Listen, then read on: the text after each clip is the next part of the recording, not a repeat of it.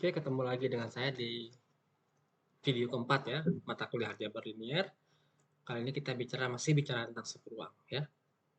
Pada kuliah sebelumnya, video ketiga, kita bicara subruang, definisinya apa, kemudian ada beberapa sifat dari subruang ya.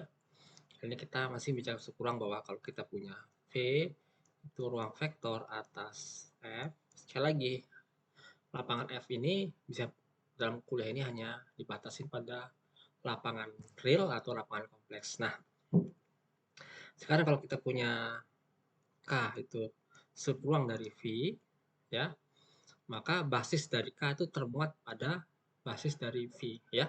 Misalkan X adalah X1, X2, sampai XK.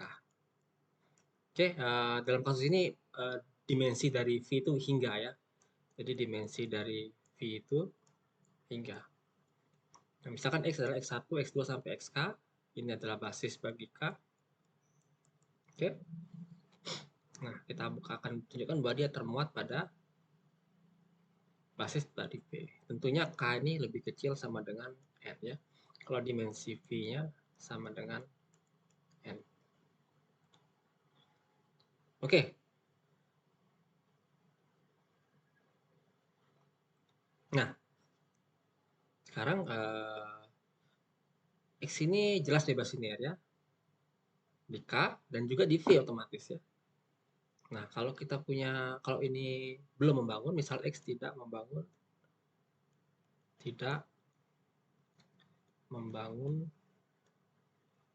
V ya, maka artinya apa? Terdapat suatu unsur di V yang bukan kombinasi linear dari X ya.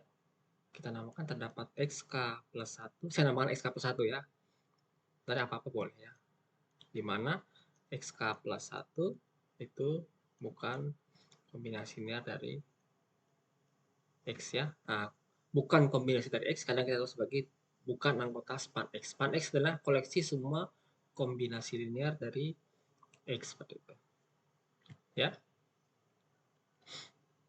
Nah, kemudian berikutnya adalah kalau bukan kombinasi dari itu, kita tambahkan nih X1 ya. X1 adalah X1 sampai XK digabung dengan XK plus 1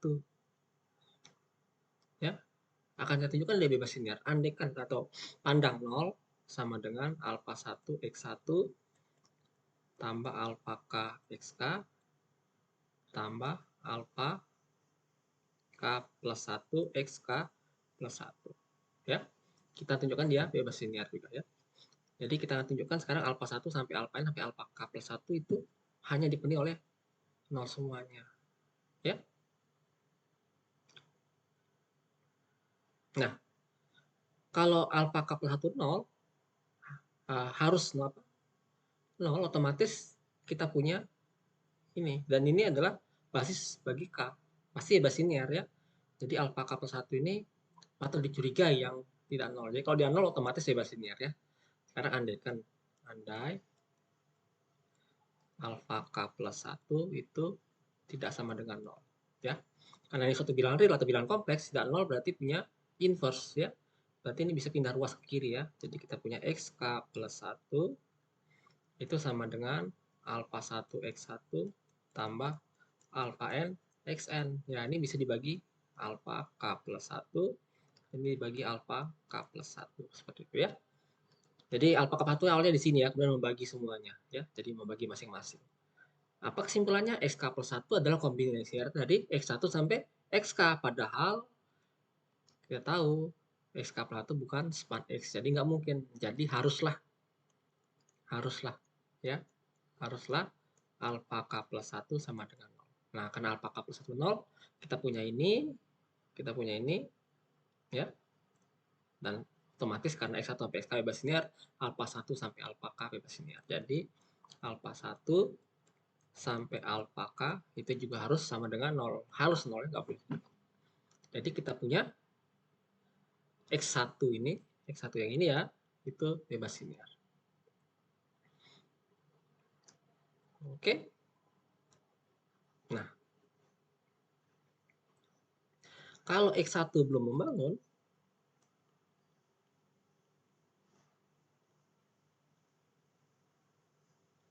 maka perlulah apa? Maka bisa kita tambahkan dengan vektor lain, ya. Tambahkan xk plus 2, ya. Jadi ada xk plus 2, xk plus 2 itu yang bukan anggota span x1, ya. Kita masukkan xk plus 2 ke x1, ya. Jadi x2, kita tambahkan himpunan x2, ya. x1 sampai xk plus 1, xk plus 2, ya. Ini kita bisa buktikan dia bebas linear juga dengan cara serupa dengan sana. Karena dia bebas linear, ya, itu calon basis bagi V, ya. Proses bisa kita teruskan sampai K-nya sampai XN. Jadi bisa diteruskan sampai ini L misalnya. X1 sampai XN menjadi basis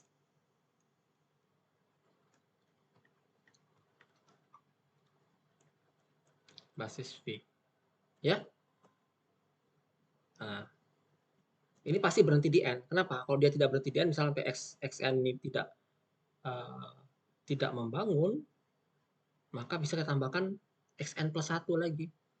Akibatnya nanti dimensinya pasti lebih besar dari N. Itu nggak mungkin, karena kita tahu bahwa diketahui bahwa dimensinya adalah N. Ya, dimensinya adalah N, seperti ini. Jadi harusnya berhenti pada N. Akibatnya XL ini menjadi basis V. Karena XL basis V dan XL itu memuat X, ya, karena X sampai XK ada di sini kan. Jadi kesimpulannya adalah setiap basis di subruang itu pasti dimuat oleh suatu basis dari V, ya. Dari sini kita dapatkan kesimpulan bahwa dimensi K itu juga pasti lebih kecil sama dengan dimensi ruang vektornya, ya. Oke, kira sudah terbukti, ya. Nah, kemarin kita sudah membuktikan bahwa kalau kita punya K dan L itu seperuang dari V, maka K plus L itu seperuang dari V, ya. Nah, kita bisa tunjukkan bahwa ini adalah seperuang terkecil yang memuat K plus L, ya. Ini adalah seperuang terkecil yang memuat seperuang K dan L, seperti itu. Ya, bukti supra sudah pada video sebelumnya. Sekarang kita buktikan dia adalah seperuang terkecil yang memuat K dan L. Oke, misalkan KLM, ya. M itu adalah seperuang dari V. M itu memuat K dan L, ya. Kita akan tunjukkan bahwa K plus L, seperuang K plus L yang ini dimuat oleh M, ya. Ambil X anggota K plus L, ya. Akibatnya X sama dengan K kecil tambah L kecil, ya. Untuk suatu K di K dan L di L. Tapi karena M itu seperuang dan K itu anggota M, K itu memuat K, berarti K kecil ada di M. Dan M itu memuat L, akibatnya L kecil ada di L. Karena dia seperuang, maka ini M, sorry. Karena dia seperuang, maka K tambah L juga ada di M. Kesimpulannya apa? X ada di M. Jadi sudah terbukti, ya, K plus L adalah seperuang terkecil yang memuat seperuang K dan seperuang L. Sebaliknya, K iris L itu seperuang terbesar yang dimuat oleh K dan L, ya. Kemarin kita buktikan bahwa K iris L di video ketiga, ya, video sebelumnya itu seperuang V. Sekarang akan kita buktikan bahwa ini adalah seperuang terbesar yang dimuat oleh K sekaligus L, ya. Misalkan ini kita namakan N itu seperuang dari V yang dimuat K dan L, ya. Akan ditunjukkan M itu dimuat oleh K iris L. Akibatnya kita ambil X anggota N, ya. Karena N itu dimuat oleh K dan L, otomatis X itu anggota K dan juga X itu anggota L. Nah, dari definisi ini maka X anggota K iris L. Jadi otomatis N itu dimuat oleh K iris L. Jadi N itu adalah beneran subruang terbesar. K iris L itu adalah subruang terbesar yang dimuat oleh K dan dimuat oleh subruang L. Itu yang mudah ya. Nah, dengan definisi K tambah langsung L, kita dapatkan bahwa sebuah teorema ya, kalau apa namanya? Nah, misalkan V itu adalah ruang vektor di mana dia merupakan K tambah langsung L ya. Maka ini artinya V itu sama dengan K tambah L dan K iris L itu sama dengan 0 ya. Belum teorema ya. Jadi kalau suatu ruang vektor itu merupakan tambah langsung dari subruang K dan subruang L-nya, maka artinya oh ini nggak pakai tambah langsung ya. Artinya V itu adalah K tambah L dan irisan K dan L itu sama dengan 0. Ya. Nah, sekarang kalau kita punya teorema, jika V sama dengan K tambah L, artinya untuk setiap V kecil ada di V, maka V kecil bisa dituliskan sebagai jumlah langsung K tambah L secara tunggal. Ya. Dengan K-nya anggota K dan L-nya anggota L. Nah, ini akan kita buktikan ya. Nih, jika dan jika.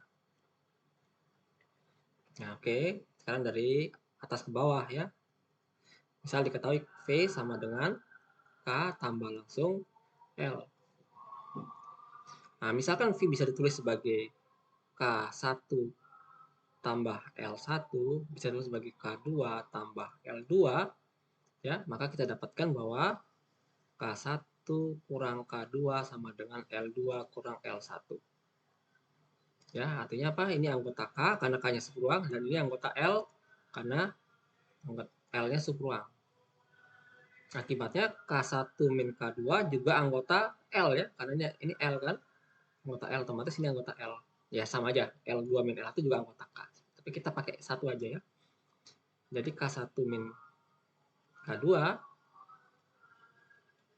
itu anggota K sekaligus anggota L. Jadi anggota K iris L. Nah, dengan cara sama kita dapatkan L2 min L1 anggota K iris L juga. Nah, dari sini kita dapatkan bahwa karena K iris L itu sama dengan 0, ini otomatis sama dengan 0. Jadi akibatnya K1 sama dengan K2. Dan ini juga L2 sama dengan L1. Ya, terbukti bahwa kalau V kecil bisa dituliskan sebagai jumlah K1 tambah L1 dan K2 tambah L2, maka otomatis K1 sama dengan K2, L1 sama dengan L2. Artinya penulisan V sebagai jumlah unsur di K dan unsur di L itu tunggal. Oke. Sebaliknya sekarang dari bawah ke atas ya. Jadi kita ketahui setiap unsur di V itu bisa dituliskan kan sebagai jumlah unsur di V, unsur di K dan di L ya secara tunggal. Oke. Nah, cara kita buktikan bahwa V itu sama dengan K tambah langsung L. Ya, akan ditunjukkan V itu sama dengan K tambah langsung L ya. Berarti ada dua yang dibuktikan ya. Yang pertama adalah V sama dengan K tambah L, yang kedua adalah K iris L itu sama dengan 0. Seperti itu. Ini otomatis dipenuhin karena setiap unsur di V bisa ditulis sebagai jumlah unsur di K dan unsur di L ya. Tinggal dibuktikan irisannya 0. Maaf. Nah, ini jelas 0 dimuat oleh K iris L karena masing-masing subruang pasti memuat unsur 0 dong ya. Berarti kita tinggal buktikan K iris L itu subset dari 0 atau setiap unsur di K iris L pasti 0 ya. Jadi kita ambil X anggota K iris L. Akan kita tunjukkan dia X itu pasti 0. Ini artinya X anggota K dan X anggota L. X anggota K artinya X sama dengan K ya untuk suatu unsur di K, dan X sama dengan L kecil ya. Dengan ini anggota K, ini anggota L. Ya.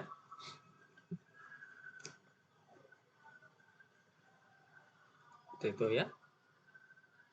Nah, karena X anggota V juga, maka pasti dapat ditulis sebagai dalam bentuk unsur di K tambah unsur di L. Akibatnya X sama dengan K tambah 0. Dan X sama dengan 0 tambah L. Ini anggota L-nya, ini anggota K-nya.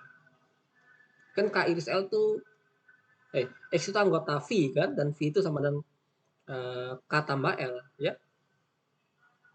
Akibatnya X itu ditulis sebagai K tambah 0, dan bisa itu sebagai 0 tambah L. Tapi karena penulisan tunggal, otomatis ini penulisannya sama. Jadi K tambah 0 itu sama dengan 0 tambah L. Akibatnya ini sama, unsur dikali sama. Jadi K sama dengan 0. Ini juga sama, 0 dengan L. Akibatnya L juga sama dengan 0. Jadi akibatnya adalah irisannya 0. Jadi K iris L itu sama dengan 0. Jadi terbukti sudah ya, bahwa V itu sama dengan K tambah langsung L. Nah, teoremanya bisa diperumum ya. Jadi kalau kita punya K1 sampai KL itu subruang dari V, maka V dikatakan hasil tambah langsung dari K1 tambah K2 sampai tambah KL. Itu artinya V sama dengan, artinya ya, V sama dengan K1 sampai KL, kemudian irisannya 0 ya. Yang kedua adalah